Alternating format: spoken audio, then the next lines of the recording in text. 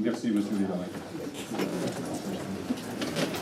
Je vous remercie à tous, effectivement, d'être venus et d'avoir répondu nombreux à cette invitation du centre de gestion et bien évidemment de l'Association des maires des Landes dans le cadre de ce groupement de commandes marché ADAP. Alors moi je joue le rôle de monsieur Loyal aujourd'hui.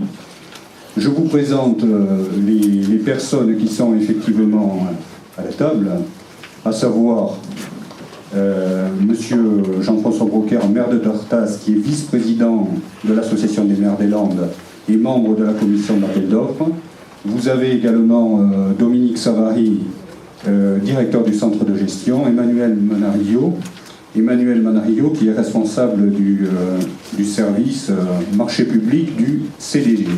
Et Sandy Quintela, qui est architecte et qui travaille à la cellule accessibilité du CDG. Alors cette opération a été initiée par l'État qui a décidé de créer un agenda pour que les collectivités locales mettent en accessibilité tous leurs bâtiments publics. En partant de là, l'Association des maires des Landes a décidé de saisir toutes les communes du département pour mettre en place cet agenda. Et au vu des réponses que nous avons décidé de faire un groupement de commandes pour diminuer le coût pour chacune des collectivités des Landes. Dans le cadre de l'accessibilité, nous avions une nécessité de réalisation des diagnostics le plus rapidement possible. Donc la solution était soit chacun se débrouille de son côté, soit éventuellement on essaie de mutualiser. Et l'objectif que j'avais, c'était effectivement de passer un groupement de commandes, de façon à pouvoir mettre en place ces diagnostics le plus rapidement possible pour se mettre en conformité avec la réglementation voulue par l'État. Voilà, la société Sodia, ce qui vous intéresse le plus, c'est qu'elle propose la réalisation des ADAP par bâtiment à un tarif qui va de 146 € pour 2 lots à 156 € pour 2 autres lots. Voilà, et dans le total des offres qui nous ont été présentées, ça allait de 250 € à 3000 €. Le groupement de commandes a deux gros avantages. Le premier, c'est la solidarité entre les communes, c'est-à-dire que chacune des communes peut s'adresser à l'Association des maires des Landes pour avoir des précisions sur toutes les règles administratives qui accompagnent cet agenda. Et le deuxième, c'est une diminution des coûts, puisque en créant un groupement de commandes, nous avons pu diminuer les coûts d'à peu près 30 à 35% par rapport à des coûts qui seraient individuels dans chaque commune.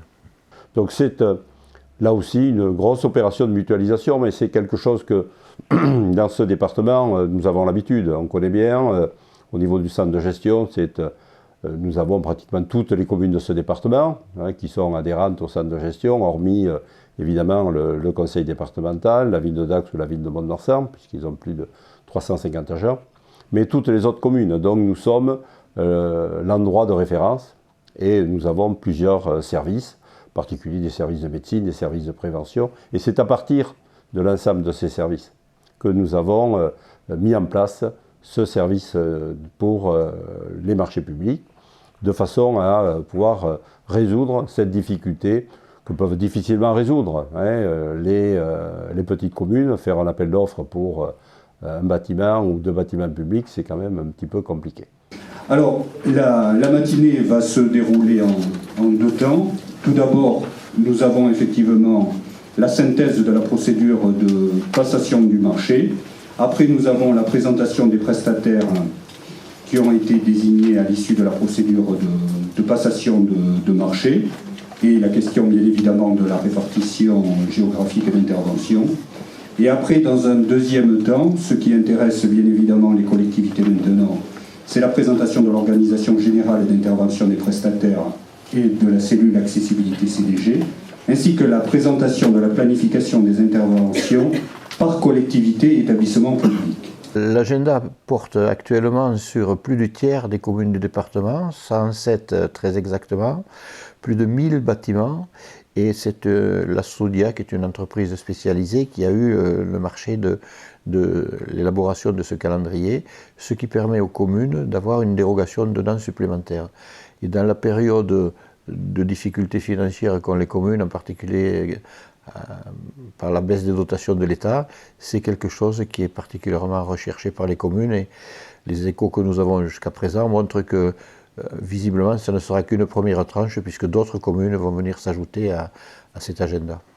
J'avais dit que j'avais quelques contraintes par rapport à cette date du 25 septembre et également parce qu'on veut engager un projet d'amélioration sur un groupe salle polyvalente et bâtiments adjacents et qu'avant d'engager ce projet financièrement, de l'inscrire sur le budget, il fallait que j'attende quand même le montant financier de l'ADAP pour notre commune. Le second but de la réunion qui a été mené, c'était après l'appel d'offres, c'est comment on va sur le terrain.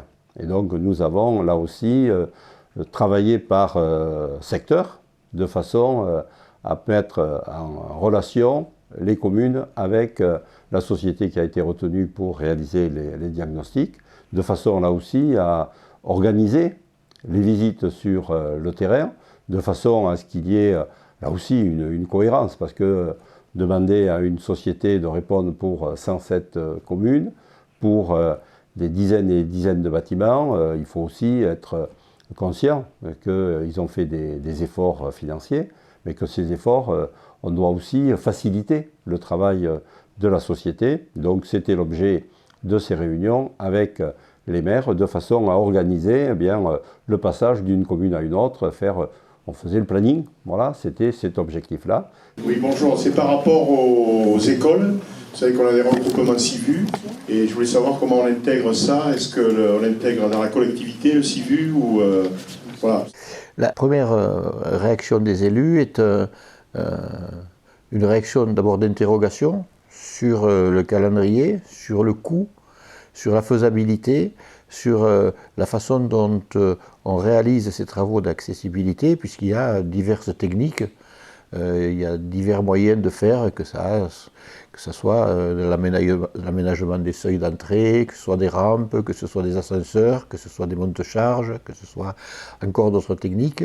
Et les élus se demandaient comment on pourrait faire la meilleure adaptation possible à chaque profil de bâtiment. À partir du moment où l'État a dit, à partir du moment où vous êtes engagé dans une démarche, on laisse aller la démarche à son bout. Par contre, on s'est engagé sur des délais et sur une obligation de résultat. Là-dessus, l'État sera intransigeant et il a absolument raison d'être intransigeant.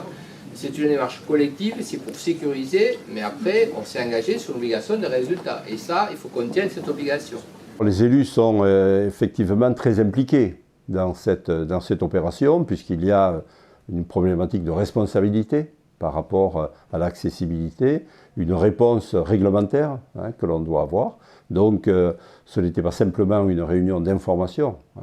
Les élus savaient qu'au-delà de la visite, au-delà du diagnostic, il y aura demain des engagements financiers pour la réalisation de travaux, pour les mises aux normes. Donc il y a effectivement, lorsqu'on commence à parler d'argent, une sensibilisation encore plus forte de la part des responsables et des élus en particulier. Le marché qui a été signé, il a été signé jusqu'à l'exécution ou... Le marché qui a été signé, il est pas sorti. Jusqu'à l'exécution, c'est-à-dire comment on va payer les factures? Est-ce que c'est chaque collectivité? Est-ce que... voilà. L'organisation ensuite, après la signature. La convention de groupement de commandes prévoit que le prestataire facture à l'ensemble de ses membres. Il n'y a pas une facturation centralisée qui ensuite pourrait être remboursée auprès du coordonnateur. C'est chaque membre du groupement de commandes qui reçoit sa facture et qui paie sa facture directement à l'entreprise. En fait, vous avez le bâtiment, vous avez votre préau qui est ici, et en fait, vous avez donc un cheminement ici pour aller devant les classes. Là, en fait, ce qu'on vous a chiffré, c'est ici, c'est de refaire tout ça, quoi. Donc, si vous voulez, vous pouvez faire la juste, moitié ou... une partie comme ça, où on a une partie jeu, voilà. Si vous voulez, on ne fait pas toute la course, c'est pas obligatoire que toute la course soit accessible. Par contre, aussi, ce que vous pouvez faire, c'est ça où vous pouvez le faire en entier si vous voulez. C'est pas forcément donc partir sur de l'enrobé, c'est partir sur des revêtements. En fait, nous, ce qu'on dit, c'est d'avoir un revêtement roulant. Cette opération-là me semble être une réussite. Tout ceci a été monté, évidemment, en parfaite collaboration avec l'Association des maires des Landes, avec la direction départementale des DTM, des territoires de la mer, et en même temps avec la préfecture.